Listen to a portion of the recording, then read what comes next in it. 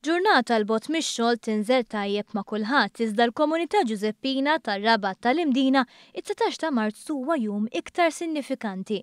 Dawn xemxu xita jiċċelebraw bih ġarhom il-festa ta' San Giuseppe. Iżda l-mod kif wieħed jirreferi għal din il-parti tar-Rabat ilha sekli toħloq kontroversja kif mhux kulħadd jaqbel li għandha tissejjaħ ir-Rabat tal-Imdina. L-istudjus tal-folklor Charles Colero fistrilna minn fejn nibdet id-drawa. Tal-1800, ġifieri għaddew ħafna snin, kien hemm diġà miktub Rabat della Medina, naturalment diskors kien bit-Taljan. U kien hemm ukoll dokument f'dal-annat li qegħdin ngħidu fejn il-Knisja u ċ-ċivil, ġifieri l-Gvern ta' dak iż-żmien, kienu jarfu bħala il-parti ta' dinna ħamin ta' Ġesu l-isfel bħala parti mill għaliex.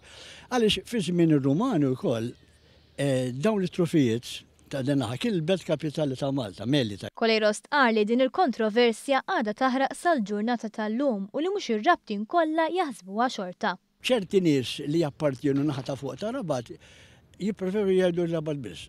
Aw isfel minn ta' Ġesu law jgħidu nota li jgħidu Rabat tal-Imdina ħabbar raġunijiet li għatjen li mhux kulħadd jista' jaqbel magħhom. Iżda żgur li l-poplu Rabti ma jħallix din il-kontroversja żommu milli jiċċelebra l-festa ta' San Giuseppe li ilha tiġi ċċelebrata f'din il-lokalità għal iktar minn 500 sena.